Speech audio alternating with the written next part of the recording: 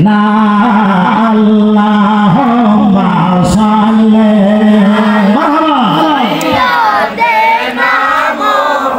মাদানা বিয়ানা সাফিয়ানা মাওলানা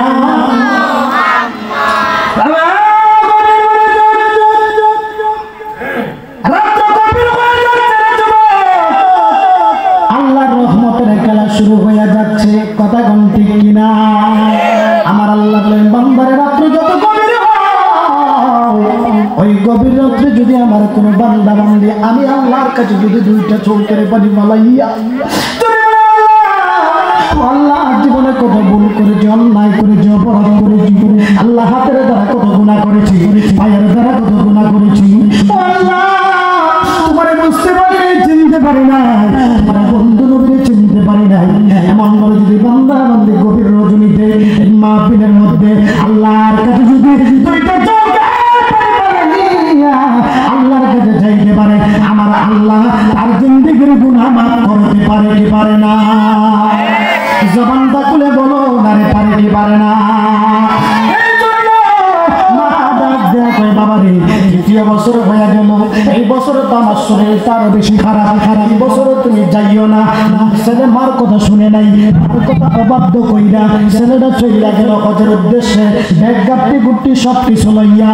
কাপড় লইছে গাঁটটির মধ্যে কাপড় লইয়া সব কিছু লইয়া ছেলে যখন রওনা হয়ে গেছে হজ করার জন্য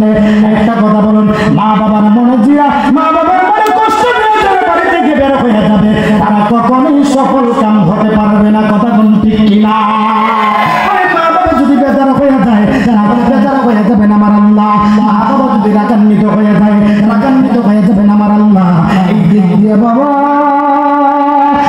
আমার বাবা মা মনে কষ্ট পাইয়া গেছে আমার সন্তান কতটুকু ডুবি দিল আমার সন্তান কতটুকু বড় হইল আমার সন্তান দিয়ে একাই হতের জন্য চলে যায় আমি মার দিয়ে একটা বার মুখ দিয়া কয় না আমি মার যদি মুখ দিয়া কই তোর সন্তান আমি কি তোর হজের জন্য পাগল হইতাম আমি তো এমন মানারে আমি তোর মনের মধ্যে দুর্বল দিতাম ওই মা মনে মনে একটা কষ্ট পাইয়া গেছে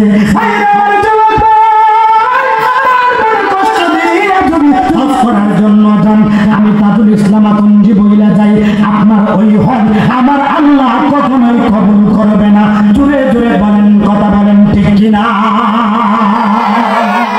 মা বাবার জন্য মা বাবার মনে কষ্ট দিয়ে হজ করতে গেলে আমার আল্লাহ ওই হজ কখনই কবুল করবে জোরে কথা কয় না কবুল করবে কষ্ট দিয়ে যখন দৌড়া হয়ে গেল বড় মুফতি সাহেব মুহাদ্দিস সাহেব দৌড়া হয়ে যাবার পরে আগের যুগের সন্তান আগের যুগের মানুষগুলা দেখবেন হাইটা হাইটা হজ করার জন্য যাইতো কথা কোন ঠিক কিনা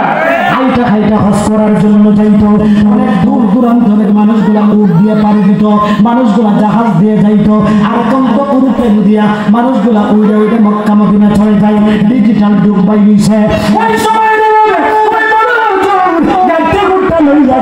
সুন্দরভাবে হুজুর পোশাকে ভরিয়া এমন ভাবে যখন রওনা হয়ে গেল হজ করার জন্য যাইতে যাইতে হাইটে হাঁটিয়া যাইতে যাইতে সন্ধ্যার লক্ষণ আসার পরে ওই হুজুর মনে মনে ভাবতেছে এখন তো আমি আর সামনে যাইতে পারবো না এখন যদি সামনে যাই রাত্র যদি গভীর হয়ে যায় আবার বড় বিপদ হতে পারে এই রাতটা আমি এই গ্রামের মধ্যে কাটাইয়া পরের দিন সকালে আবার রওনা দিব এই কথা বলার পরে এই সময় যখন হয়ে গেল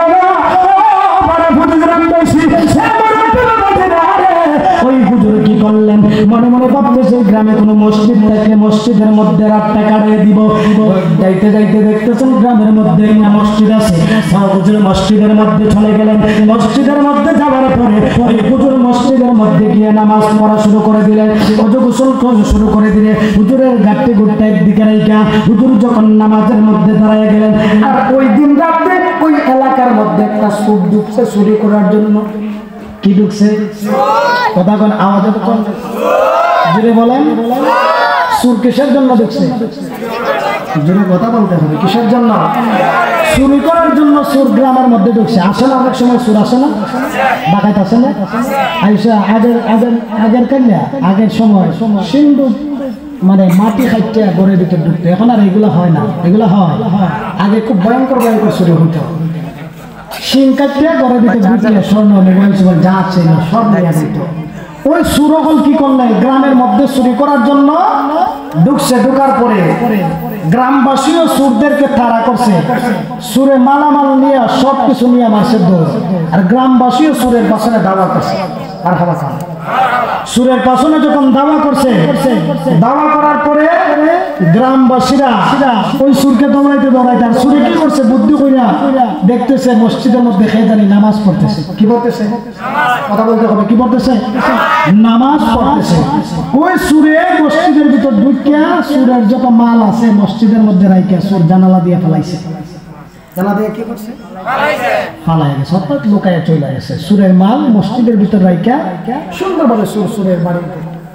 চলে গেছে। আর ওই দিক দিয়া যে বড় হুজুর, বড় মুফতি মার মনে কষ্ট দিয়ে হজ করার জন্য রওনা হয়েছে, ওই বড় হুজুর নামাজের মধ্যে নামাজ পড়তেছে। বলেন সুবহানাল্লাহ। কি করতেছেন? জুড়ে বলতে হবে, কি করতেছেন?